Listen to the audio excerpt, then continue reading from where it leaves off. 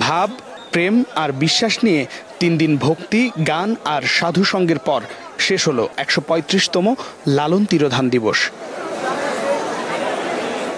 কুষ্টিয়ার ছেউড়িয়ার মাটিতে বাউল ফকিরদের সেই প্রিয় আখড়ায় বিদায়ের আয়োজন।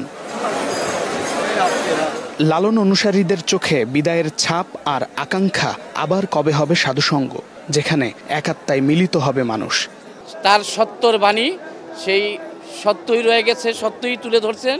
কিন্তু আজকে মানুষ যেভাবে আনাগোনা হয়েছে সেইভাবে সাধুদের দর্শনে বোঝা যায় সত্য কখনো চাপা দিয়ে রাখা যায় না। একটা মানুষ ভজলে সেই মানুষের মধ্য দিয়ে যে আমরা সেই পরম স্রষ্টার সান্নিধ্যে যেতে পারবো, সেই কথাই লালন সাইজি তার বিভিন্ন বাণীতে বিভিন্ন পদাবলিতে আলোচনা করে গেছেন। অন্তত মানুষের মারামারি না হয়, যার যার ধর্ম করতে হবে। এখানে মতো পার্থক্য থাকতে পারে। হিন্দু তার পূজা করতেছে, আমি হয়তো আমার পছন্দ না হতে পারে, কিন্তু আমার সাথে বিদ্বেষ থাকবে না তার সাথে। লালনের দর্শন আর ভক্তিতে ভরা আখড়াবাড়ি এবার ছিল অন্যবারের থেকে একটু আলাদা, যেখানে ভক্ত দর্শনার্থীদের আগমনে কানায় কানায় পরিপূর্ণ হয় ছেউড়িয়ার মাটি।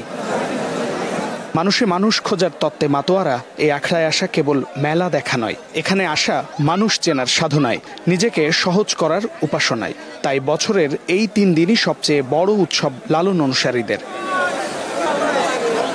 মরমী সাধক ফকির লালন ধর্ম, বর্ণ আর জাতের ঊর্ধ্বে নিজেকে যে সাধনায় নিয়ে গেছেন তা ভক্তরা আখড়াবাড়িতেই খুঁজে যান প্রতি বছর, আর গেয়ে যান মিলন হবে কতদিনে আমার মনের মানুষেরও সনে।